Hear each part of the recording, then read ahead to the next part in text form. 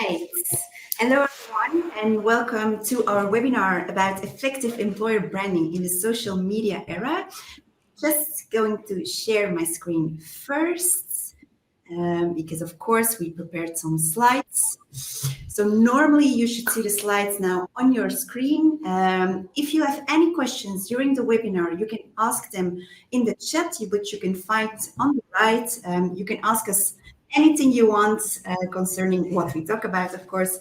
Okay, so what will be on the agenda for today? Okay, maybe just confirm everybody can hear us, and that you can see just kind of, make some noise in the chat there, that we get reassured that there's some, yes, there you go. Okay. All right, Perfect, cool, let's start. Okay, so I'm Stephanie, I'm the marketing at Simple. Next to me stands Mark, he's the CEO of Simple, and Hung is going to introduce himself later. So let's go quickly through the agenda.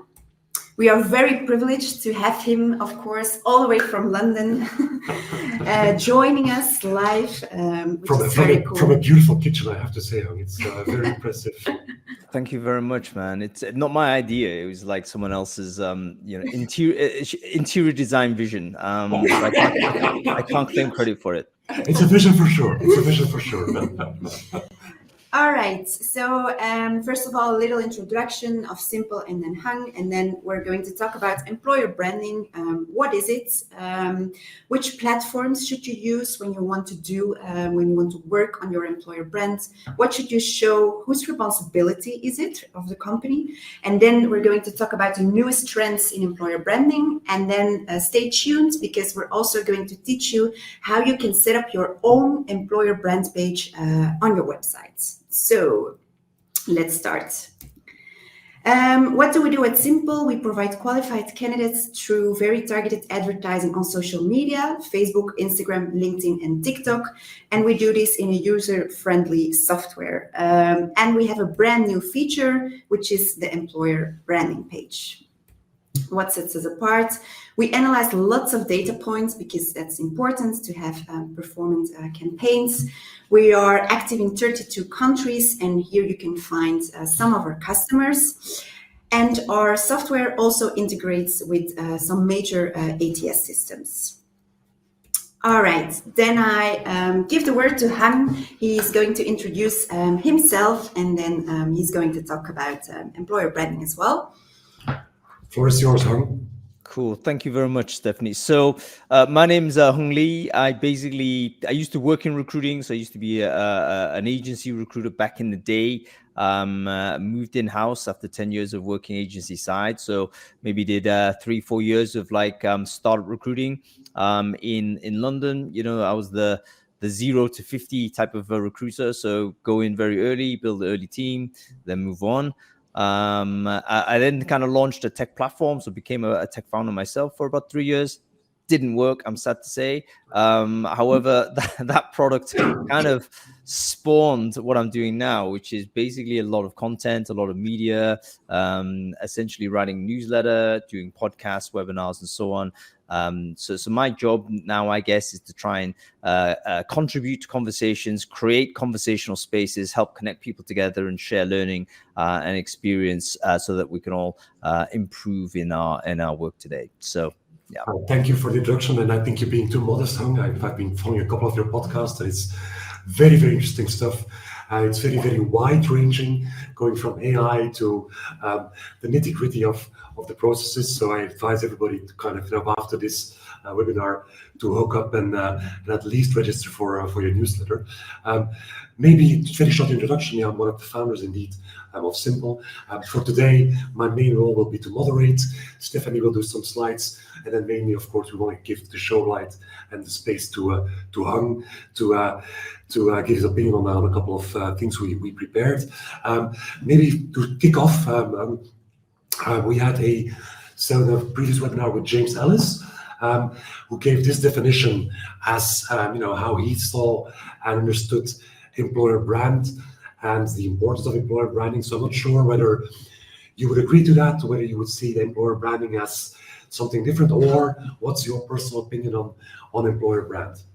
Yeah, I mean, I would never challenge James on definitions. No, but he's actually a really leading personality in the space, and he's certainly worth following for a lot of his amazing ideas. He's actually got a free book out on this, and it's it's like a 200-page document that's actually really in depth. It's fantastic, and it's just simply available online for anybody to look at. So do check that out. Excellent a document. For me, I don't think employer brand is not necessarily anything too complicated. It's simply the idea of if what do you think about when you imagine working for a company? What does that tell you? What are the things that you imagine if you're working for Adidas or something? If you're outside in, you're a potential applicant for that company. What are you what's helping you form those opinions as to how you think about that organization? Yeah. There's actually many companies probably don't even have an employer brand because they haven't got to the point where they've been able to signal consistently enough to the external market what it is to actually work in that company. Yeah. So the key part of it is kind of external perception of what it is to work in your business. Yeah. Oftentimes, there's companies that don't even know themselves. Or there's companies that do know, but they've never articulated it, so the outside doesn't know. And then there's other companies that all they do is articulate, and they've actually forgotten what the reality is. And so it's an ongoing challenge to connect the rhetoric with reality. But yeah, that's my definition.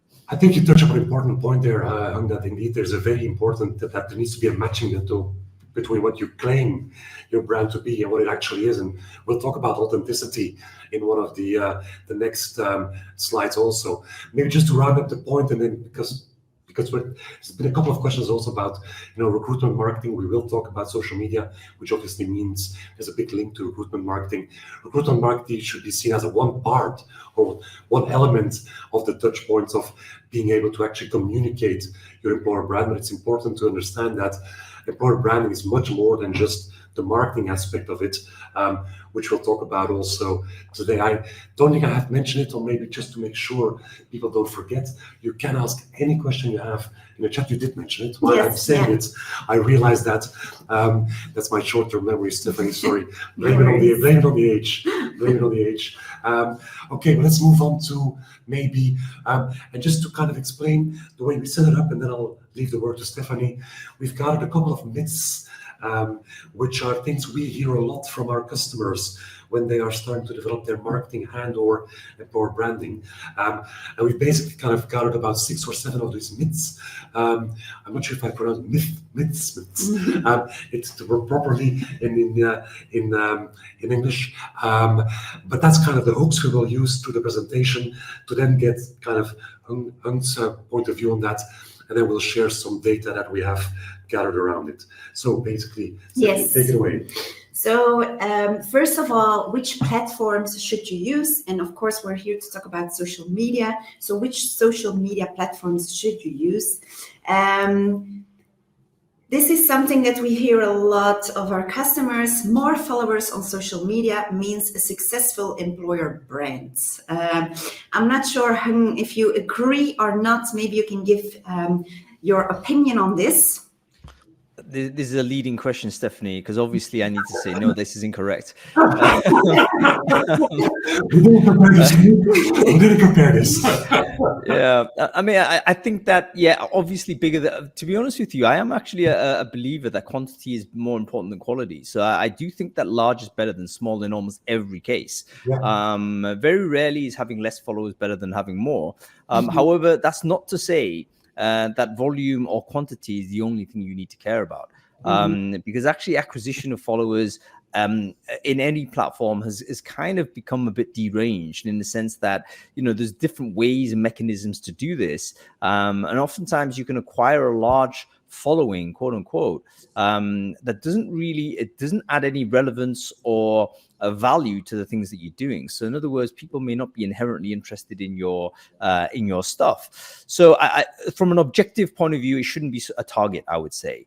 It's much more important, I think, to to get an engaged audience that is relevant to your target market. I mean, there is a purpose to this. If you're employing, I think if you're running an employer branding campaign, a couple of things you have to think about is, who are the people that typically do want to work for your company?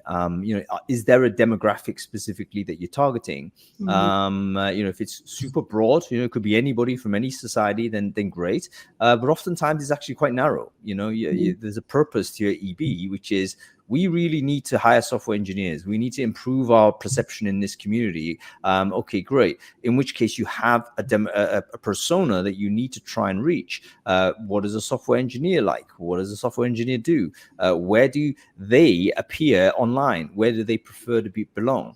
And when you start asking those questions, it starts guiding you as to, what kind of platforms you need to be present on, for instance. Yeah. If you're hiring for software engineers, let's say, probably it would not be a brilliant idea to do a lot of employer branding on Facebook, I would guess. A platform that has generally been discredited amongst highly technical people. Yeah. However, if I was hiring people that are 45 and upwards in terms of demographic, that's the sort of population I have in my company, or I want to attract my company, Facebook would be a great place to try and do that. So the answer to the question is obviously no. More followers does not mean better, even though let's respect numbers. Yes, bigger is better in most cases, but it shouldn't be the objective. Yep. But maybe when we're talking numbers, what would you see? Apologies, for as a good metric? In terms of follower count? No, for brand measurement, for employer branding. Okay, so sort of KPIs that will be relevant for EB. I mean, fundamentally, it has to be about are you getting hires at the end of the day? Fundamentally, so all of your activities really need to be regression planned from the endpoint that you want to achieve. The reason why people are allocated budget to say, here's some money, you can run an employer branding campaign, it's fundamentally because you want to hire more people that you truly want to attract. So start from the end. Are you actually getting a higher number of higher quality hires? Are they coming from the places where you've put your investment, and map it all back from there? So you start really from the end on this one. I love the performance approach, because I think too many people kind of dwell too much on the cloudy parts of the branding. But at the end of the day, to your point, you need to get hires in, and that's why people get budgets for. Okay. Yes, we also agree, and we also want to point out that there is a difference between organic and paid posts on social media. So here, for example, on the left, you see an organic post, and on the right, you see an ad. You see that always says sponsored underneath the logo and underneath the brand. You have more call to actions, and also, which is really important, you can target the relevant people. So you will have more outcome with paid campaigns than with organic posts. Now, why social media? Why do we prefer it? Well, of course, it's cheap. With only 10 euros per day, you can actually launch a simple campaign. It's also easy to measure, because of course you're paying for it and you want to have the most outcome of it, and you can measure every touch point which a viewer or user takes to eventually come to a hire.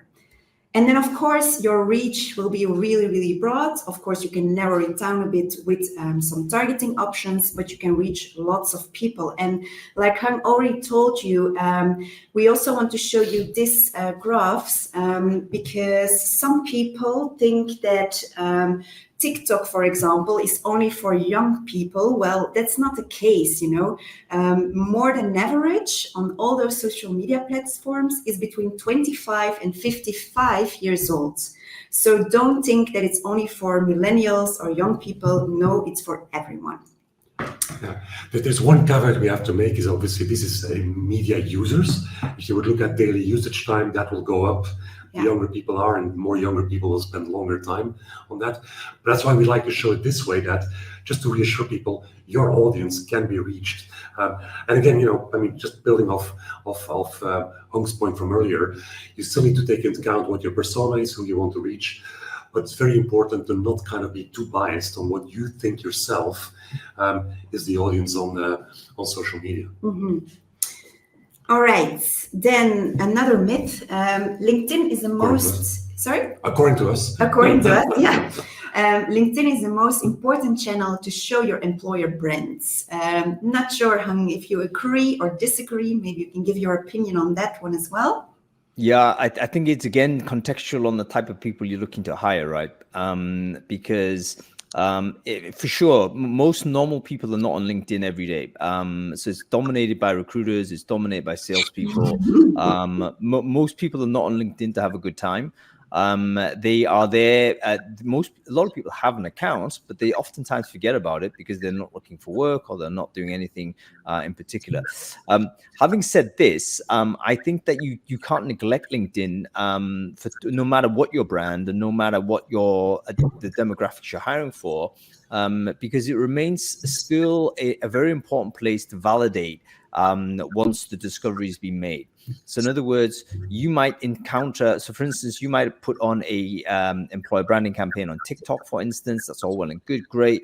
You're engaging and people might discover your brand on TikTok, but they will almost certainly, if they're going further into the process, they will check out your LinkedIn also, in the same way you would do with candidates.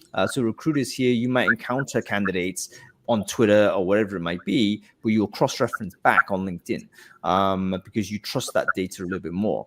So I think essential to have employer branding on LinkedIn, you need to have those things ticked off as basics, but maybe it's not a place where you put your all of your energy, so to speak, based on the type of demographics you're recruiting for. Yeah, I think it's a very good point, and I think it's probably more kind of, to put it a bit in marketing terms, more about thinking top of funnel and bottom of funnel.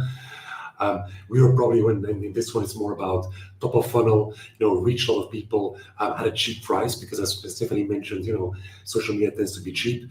What we see on a cost per mil or a cost per thousand is that LinkedIn tends to be 3, 4, 5 times more expensive on CPM than the other social media channels, while the quality of the audience isn't 4 or 5 times as good. But I think it's a very good distinction.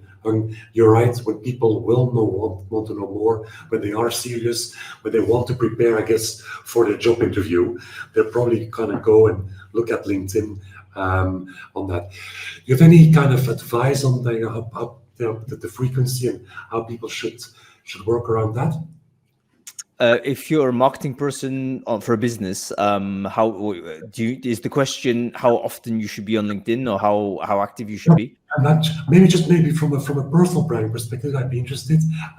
You have 60,000 followers. Do you have for yourself a kind of strict schedule on how you do that and how you manage your LinkedIn presence? Yeah, I mean, I think you should have a strategy. Like, if your business is if you are involved in the sort of work I am, then it makes sense to have some sort of approach rather than just doing so based on your own emotional state, let's say. So yeah, I mean, essentially, I look to engage with people. I want to make sure that the visibility is high. I know that my audience generally are recruiters, so LinkedIn is actually a primary place for me to be. Therefore, I need to be a lot more active on this than almost any other channel and almost any other person. So yeah, I'm overly active there, but that's because all of the audience and the tooling, the platform all aligns in one place. For anybody building personal brand, I don't think it's too hard to basically do something publicly 2 or 3 times a week. I don't think that's too hard. Whether it's simply commenting on something you've done, or just going through a news feed and connecting with a few people, or posting the odd update, it shouldn't be that difficult. And it just keeps you bubbling away, I think. It makes the sort of people discovering you a little bit easier, and keeping you and your services top of mind. All of that to be said, that no one quite firmly understands how LinkedIn surfaces up discovery for your profile or your content. It's kind of a little bit mysterious. And there's some evidence actually that LinkedIn themselves don't understand this. It's true, like it's because they're in the middle of doing a lot of changes on how their newsfeed algorithm works. And I don't think they know fully or can predict fully what is the optimal way to be more highly discovered, so to say. But almost certainly being completely dormant there is not a good policy for anybody in professional work. No. Okay, cool. Yes, indeed. And I just want to show you this graph as well, because these are the monthly active users in billions. And you can see that Facebook and Instagram are still dominant comparing to TikTok and LinkedIn. So you should definitely show your employer brand on every channel. Well, that's our opinion, because then definitely the people that you want to reach will be reached. All right. Then we go on to the next one. What should you show? And we're going to start with a third myth. Authenticity in employer branding requires a company to be fully transparent about its weaknesses and drawbacks. Not sure, Hang, if you agree with this one. That's another leading question, Stephanie. Of course, I agree. Yeah, absolutely. I think one of the impacts, I think, of marketing in general is that most people have learned to sadly enough, to distrust marketing. They've kind of absorbed some of the overly polished messaging, the overly polished information, and they kind of already know that this is not what is really being said or what's really going on. It's like listening to politicians, for instance. They're not being honest. They've been overly media trained, right? Which is why, when you get a radical free speaker type person who's usually an idiot, but, is able to go out and say things that are not media trained, the people embrace that because it's like, actually, finally, we have someone who's not speaking media speak to me. And this is obviously terrible for us because it means that you leave the space open for sometimes, unpleasant people to dominate the airwaves. So I think we absolutely need to be radically authentic. The way to do this is quite simple. You just got to open your operational processes to the outside world. If you imagine a company very much being as a wall between you and the market. In fact, for the people listening to this, if you were around working in sort of a professional space prior to the internet, that wall was absolutely impermeable. You would walk into a building, no one would know, no one outside of the building would know first thing what was going on in there, never know. Then you'd walk out and you'd engage with the market, and all you'd ever see is the marketing, right? The internet is the first sort of wave where it starts to permeate what's between the market and the inside of the company. Social media is the next wave that does that. So increasingly that barrier becomes permeable. And once it becomes permeable, people want to see more. So the key to being authentic is not actually to do anything other than open the door a bit more. It's actually very, very simple. So for instance, I hate to cite myself as an example because I'm an inadequate example for this, but I've got no other ones top of my mind, so I'll roll with it. Every week, basically, I write an essay called Open Kitchen. Now, Open Kitchen is not a profound thing. It's literally my thoughts of what's going on in my business and in my field. And it's written without editing. I literally write it on the fly in production. It just goes out. So I don't have the time. Right. And it's full of mistakes. It's not particularly high quality, quote unquote. But it is authentic because I've literally not produced this. I've not overly produced it. It is as what I'm thinking right now.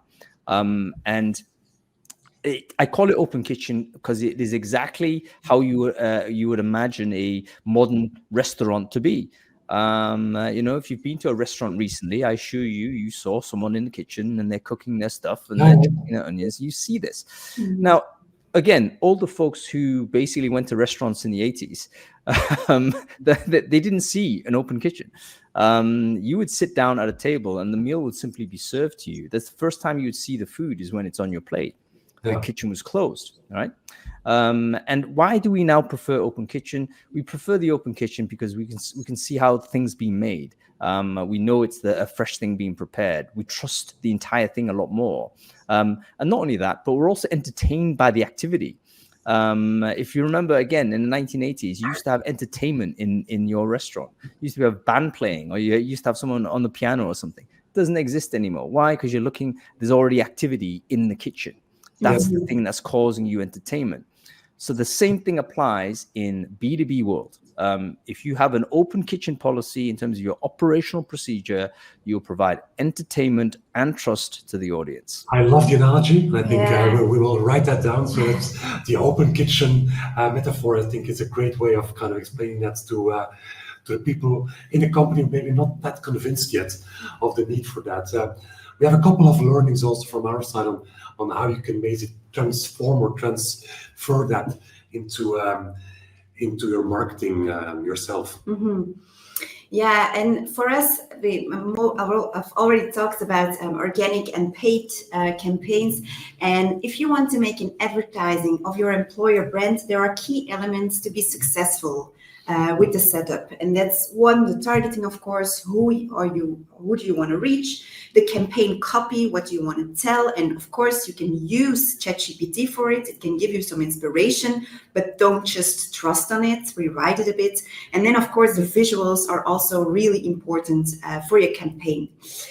Talking about visuals, always use authentic pictures. Show your employees, because people want to know who are they going to work with, what's the team about. Make it thumb-stopping. It doesn't need to be people behind their desk. No, it can be a nice after work, it can be a brainstorm session, whatever. And use uniform communication. Show your brands. You have the space to put your logo on the visual, so do it. And make sure that's also, if you link it to your website, that your logo is visible and your colors on your website as well. Concerning the copy, also be authentic in what you say. Avoid cliches. I know everybody is talking about work hard, play hard. You have to think out of the box, etc. But think out of the box. Think about what makes your company unique. If you have, I don't know, every last Thursday of the month, like we always have a nice after work, then tell that to the people. Tell that to the viewers, because also, of course, you want to attract candidates with your showing your employer brand. So think about what's in it for the viewer, what makes our company unique, or the position, what you're looking for. Show your kitchen, basically. Yeah, indeed. And then the nice thing about running campaigns is that you can A/B test things. What do I mean by that? Well, for example, if you have a team picture or a picture of a person, then put them both live into the campaign manager and then let it run for a couple of days. After a couple of days, you will immediately see which visual works best for your target audience, which is a really nice thing because you have lots of data and you can immediately see which one resonates the best for your audience. And then we also want to share 2 links with you. We will share it in the chat. You have something like Ads Library of Facebook, Instagram, and TikTok. LinkedIn has it as well. It's not on the slide, but they have it as well. And there you can see which ads a company is running. It is who is competing for your target audience. You can have a look for that. You can do some research. So you can see for every company which ads they are running right now at this moment. It can give you some inspiration, but again, don't just copy paste it. Just rewrite some things about your company and what your company makes unique. Maybe also to explain very importantly, don't just go look at your own competition, but also think about who's competing for your same audience as you put there on the bottom. Yeah. Because that's something a lot of our customers that don't get into their minds, that you're not just competing with your competitor, but you're competing with everybody who's talking to that same kind of audience. All right, then I will give the floor to you, Mark. Yes, very briefly, maybe to talk a bit about, again, curious what your view is on when developing the employer brand and when working on employer branding. is it working together? Is it each have their own responsibilities? What, in your view, is the best way of kind of bringing this? Because there's a lot of different elements in the mix in developing a successful employer brand. So what do you see as the best way of kind of starting to develop an employer brand within a company? Who should be the lead in this? Yeah, I think it absolutely should be people in recruiting and HR, right? So however you divide that experience up. Let's start from the reality is outside of people in that people department, most other employees will not be thinking about employer branding. It's a terminology that exists within HR and recruiting. So if we have the concept, and we need to take some charge of it, although not be in control. Like we're not there to determine what the employer brand is, because the employer brand is actually emergent from what's out there in reality. What we have to do is to help surface it up. So, for instance, one of the first things that you want to do, if you're starting it for the first time, that company has no history of thinking along these lines, you need to survey your employee base, your current employee base, to find out, what do you feel about working here? What's the best thing about working in this company? What's the worst thing about working in this company? Can you use 3 words to describe what it is, how you feel when you talk about yourself as an employee of this business? You collect that information together, and if you're able to have a big enough sample, you'll be able to get some pattern or some trend as to what are the things that typically people talk about when they refer to working at a company. Now, it could be that you uncover uncomfortable truths, right? You can't be afraid. In fact, your first job as an employer branding person is to uncover whatever is true. Forget about, layering on the marketing. It's like, what is true? You might, for instance, encounter that, majority of the people we surveyed actually wouldn't recommend anybody joining that company. Okay, great. That's great that you found this out. Right. This is not a failure of EB. This is a big success point because you've uncovered something probably that senior management were not aware of. Yeah. Then you can now say, okay, why is it that our existing employees would not actually recommend anyone to join? Why is this? And then, it's because of this reason or that reason and all those types of things. And then you start uncovering some information about the company. Now, there's 2 things you can do with that. Firstly, you can identify these conditions, so to say, as terrible things that need to be changed. So yes, you can go ahead and try and agitate for change on those things. Or the other response would be to say, you know what, these conditions, whatever they may be, are part of what this company is. We simply have the wrong type of people in the business. Therefore, you can modify your acquisition approach to attract people that are more in line with what these conditions will be. Yeah. So it's an investigative process. First thing you've got to do, no one else is going to do that. It's responsibilities with HR to do so. Marketing, I would say, might enter into this space and into this conversation, but typically they're so externally facing that they won't do that. So it probably is going to sit within HR to take on EB, in my opinion. Yeah, I think it's almost like you read our slides before, which because we only made them this morning. But I think it's exactly what we were thinking also, in the sense that it's about using some of the important things that are kind of very typical for marketing. Is the analysis part, as you mentioned. It's collecting data, but it's also deciding and kind of using that data to then make the right decisions. And then ultimately, once you kind of, we're going back to your performance part, or your performance metric, it's also important that once you start working with employer brand, you never forget that that something needs to pay for that. There is a budget. There is kind of a certain amount of money that needs to be spent, and that's why there's a kind of overlap. Not so much as marketing needs to be in control, but as a good way of taking those bits and bobs that are very typical for marketing, and a bit less. I would post-venture maybe think is less apt or less native to HR people of doing kind of a very data-driven approach to this. So very good point on that. And I think I'm just checking. There's a couple of comments that they all agreed with your view on LinkedIn. I'm just checking. There's no specific questions yet. And again, people, if you do have questions, do not be afraid to ask them. Maybe just one before. I think the next one is. Yeah, I just maybe want to add something to this specific topic, because if you're a small company and if you don't have an HR person, then it will be probably the owner or the people that are working there that will show your employer brand, or that will have to work on your employer brand, because that's also a myth that we hear sometimes. Well, that's also something that we hear sometimes from our clients. Oh, but we're a small company, we don't need to have an employer brand. Yes, you do. Every company needs to have an employer brand. And if you don't have an HR department, then it's up to you to elaborate and to set it up on social media as well. Very true. I think, again, going back to Hong's example of the open kitchen, even small restaurants are able to do that and benefit from the trend and working on that. Speaking about trends, that's moving to almost the last point on our agenda.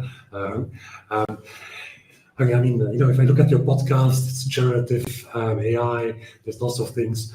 What do you see as the latest trends in employer branding at this moment? Yeah, I think AI has a very interesting application, if you like, or impact on employer branding, because we've talked a lot about authenticity as the key to employer branding. And here, of course, you have generated content, which arguably you could say is inherently inauthentic because of what it is. Having said that, we can say that that the adoption rate amongst people that are involved in marketing-like activities is highest amongst that function on AI, because things like message composition, image creation, any kind of media creation or editing, it's the most obvious application for a lot of this technology. So I think we will soon see the use of AI in EB in new and innovative ways that we probably have never encountered before. But in answer to this question, and taking outside AI for a moment, the newest trend, if you like, even if I don't think it's particularly new, but it might be new for a lot of us here, is employee generated content, right? So it's not something that is actually managed by or created by HR or marketing or any function, but it's literally stuff that's created on the fly, so to say, by employees actually doing the job. A couple of examples here that's worth bearing in mind. Firstly, TikTok, like one of the most interesting genres that's developed on TikTok is the day in the life of, where you have just random people just shooting a video about what they're doing in their day, and it could be any kind of job. But it's immensely compelling, and oftentimes those accounts have millions of views. And you think, okay, why is that? It's because people are just curious about what goes on in their work, no matter how interesting or not you may feel this is. So there's an example really of open kitchen occurring at scale with employee generated activity. So yeah, I think that employee generated content is what kind of connects with other people, and it connects most with prospective employees when they see a person doing the job, actually doing the job and talking about it. That's worth more. The trust level there is significantly higher than any other communication that they may get. Compare, for instance, if you have a job advert on one hand, and then you have a video of a guy who's doing the job, literally telling you, yeah, this is the job. Which one are you more likely to trust? The better quality information is going to be with the day in the life of. So yeah, EB, employee generated content, that's got to be what everyone should be striving towards. In your opinion, in your view, is that then mostly kind of enabled by the companies themselves? Is that it's really kind of bottom up and people so happy with their own jobs that they're willing to kind of spend time on creating content on it? On TikTok, it's almost certainly bottom up, and oftentimes it's not guided and not even endorsed by the company. So this is obviously no good for anybody listening here, because it's kind of feels chaotic. However, there is a way in which I think you could create a framework which enables or empowers your employees to do this. So, for instance, IBM was a very good example of this, where they basically enabled people to say, you know, we will actually have final release authorization on whatever you produce, but please go. But we have no creative direction on what you want to produce. You want to shoot something that's about your work, great. If you want to go shoot something about your life, that's also great. We're not even going to, you know, give you any guidance. But what we will do is basically have we have to gatekeep it, so we can't publish stuff that potentially, you know, would put us in bad light. And I think that policy worked quite well, because it got a lot of people actually shooting a lot of video or talking about their work in such a way that was compelling, that wasn't difficult for them to produce, and more often than not, it went out there. You know, there's one lady I can think of now who is a software engineer. I think she's in India somewhere, and she's literally does a video of her going to the office every day. You know, that's like a commuting video, and it's like, you know, you might ask the question. Forensically, you can try and break this down and say, oh, what is it about this content that's particularly interesting? Actually, there's nothing particularly interesting. It's not the content itself, it's the reality of what's going on that's interesting. It's the authenticity that we care about. It's not about, you know, what the content plan is. You know, we want to see what's happening with this woman, and you know, she that's worked better than, you know, any number of adverts that could have been distributed out there. So yeah, stuff like that. Okay, this is not a leading question, but we actually just got a question in of somebody asking, how can an intermediary, i.e. a talent acquisition company, help their clients to improve their employer branding via social media? So do you think, and again, not a leading question, but do you think an intermediary can take care of the employer branding of a company? As a full outsource, probably not, but you can kind of have the same posture as a internal person has to employee generated content. So in other words, you can provide guardrails and you can provide structure and you can provide a way in which this can be produced so that empowers people to do things. If you have a complete, sometimes you can be too free with people. Like you can say, do what you want. Oftentimes nothing happens because that person actually has got so much choice that they're paralyzed with, you know, there's no direction. You got to give them some guidelines and then suddenly they know how to move forward. So I think the answer is yes, the intermediary can absolutely help. Your role is actually to operate as a professional service there, and the professional services function is to provide the guidance and the tooling and the techniques, the training to get them there. But to try and like do it for them, you'd be doing classic marketing, I would say, rather than employer branding. If that's what you're doing. I'm building on that because a question from Elisabetta on tone of voice, and I think her question is about, should the tone of voice be aligned to all departments in the company? As assuming this is also linking to your generated content. Any views on that? Not strong views. I actually, it's a very interesting question. So there's two philosophies here. I think the intuitive one from most people listening to this would be, yes, we should kind of have the same tone, because, you know, that's part of our brand. What brand is actually a consistency.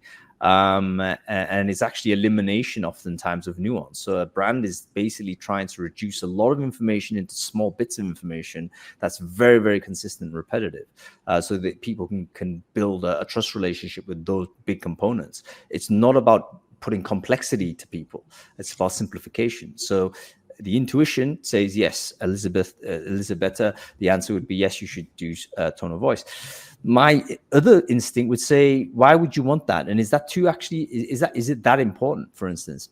So we do know that people care a lot more about sort of the team brand, if that can be used, rather than the company brands. In other words, the people I'm directly working with or the department I'm actually working in is more important than the company brand at that higher level. In which case, if that's true, and you believe that's true, then it would kind of point to the direction that you shouldn't necessarily try and force an overall tone. So yeah, the answer is I don't actually know. Maybe there's It's very, yes. And we all know that the humor or the jokes coming from IT are very different than the joke coming from other departments. There's a phone going on somewhere. There's my phone. Would you mind if I just grab this? It could be my tuxedo is coming. Give me a second. Yeah, no worries. In the meantime, let's use that time to actually maybe very briefly, let me see if I can share my screen here. There you go. While Hung is going for his tuxedo. Was it your tuxedo, Hung? Hello, are you back? Do you hear? We can't hear you, Hung. Sorry, I've enabled audio.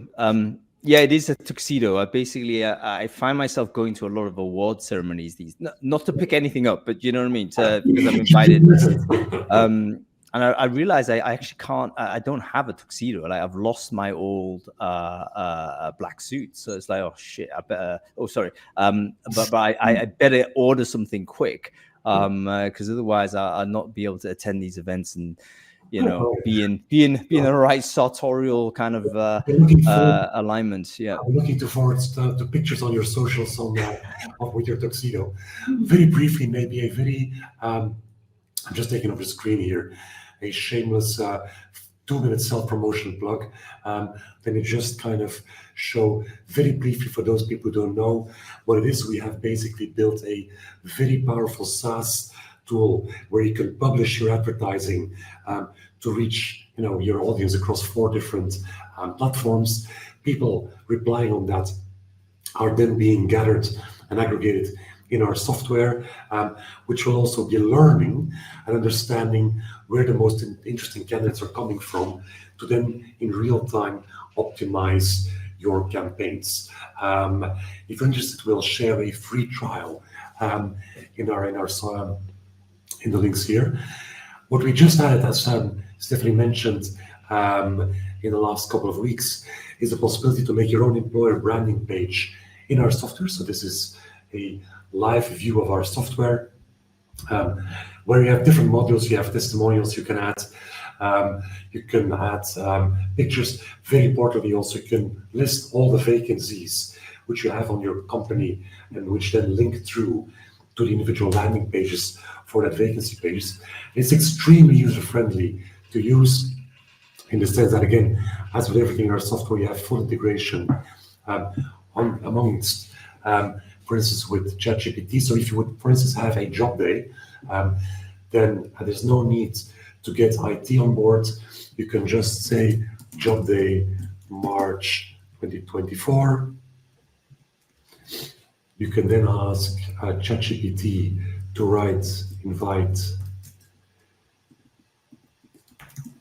people to our job day on March 24, 2024.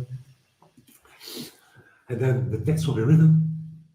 And again, kind of relating back to your location, the information it already knows about your company. You should obviously, to Hans' point, add a picture of our kitchen to make sure we have an open kitchen policy.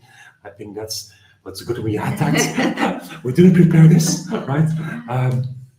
And of course, you then want to move this up onto the page so that make sure that when people visit your company page, they will see that.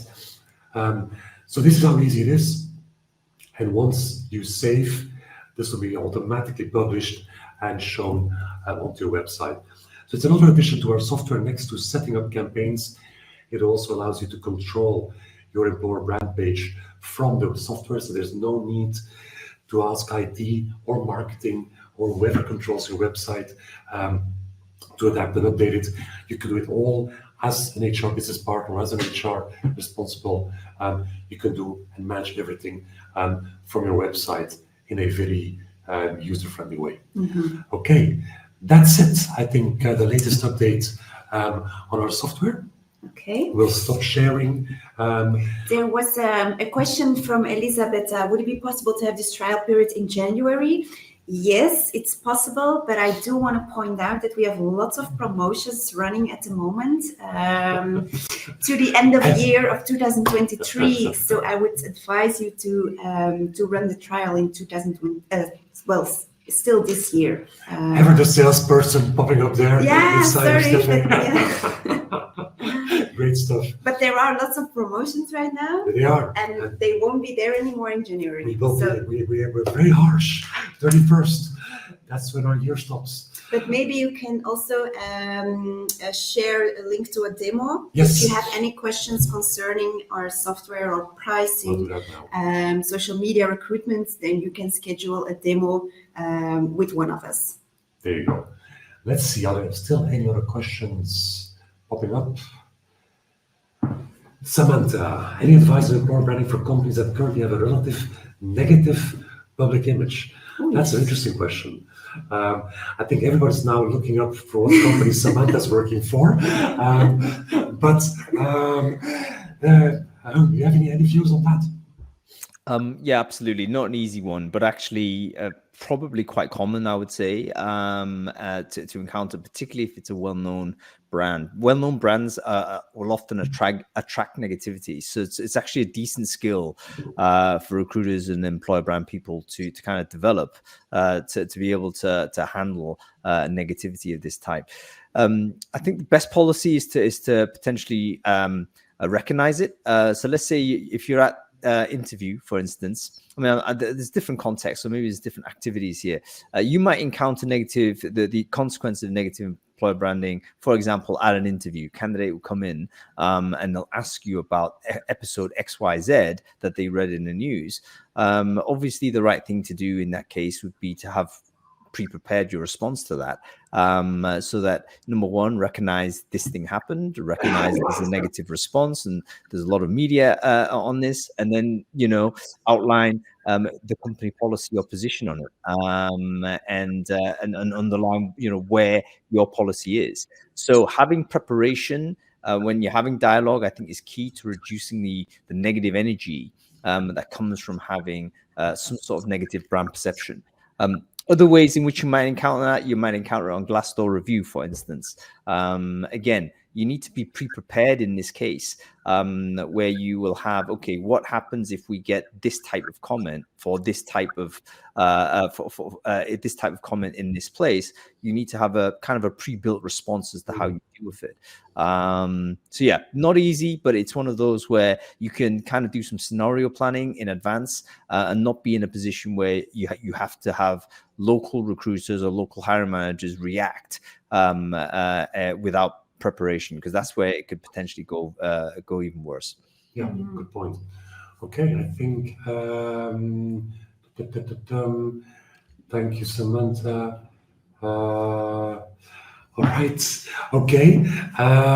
There's no more question. There was a question on the dry cleaning from Jason there. No, I think we'll touch, because there's another channel with questions, but there's no questions there. Okay. Right. So I think that brings us nicely to the end. I'll let you kind of wrap up. Yes.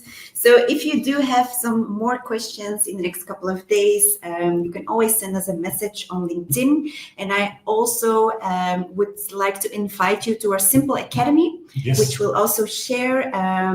We have created an academy with free content, so it's totally free, where you can find all our previous webinars, checklists, white paper. It's actually crazy that we give it for free away. It's yeah. like Hung is also giving all this content away for free, so probably Yes. We've been role modeling after you.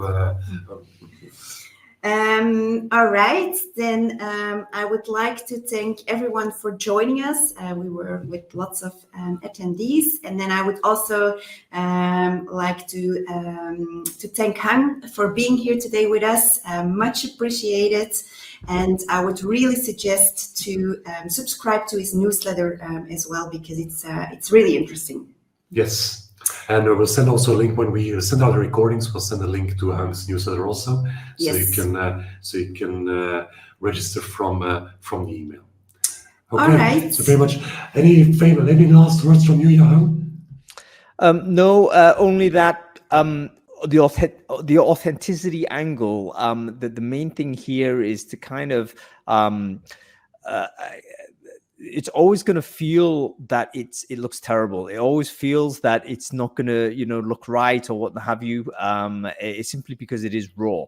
Now, my advice to anybody who's trying to go down this approach is understand that those feelings are very normal. It's not going to be polished. It's not going to be perfect, but that is actually what authenticity is. If you think about when you're having conversations with your friends, they're not being polished or perfect. All right. They're not perfectly executed conversations. They are completely chaotic. They're raw, they're authentic, and we enjoy them much more than we do interacting with someone who's delivering perfectly scripted lines. So it's the same thing when you're doing authenticity as a brand representative or a company representative. Your intent is to really just create conversational opportunities with other people. And if you're perfect, there's nothing more bigger barrier to an honest conversation than this perception of perfection. Because it's very hard to talk to a perfect person. Mm-hmm. Indeed, very true. That's true. Wise words to end on. Yes. All right. Thank you very much, Hang. Thank you very much, everybody, and see you on the next webinar. All right. Thanks, everyone. Thanks. Bye-bye. Bye-bye.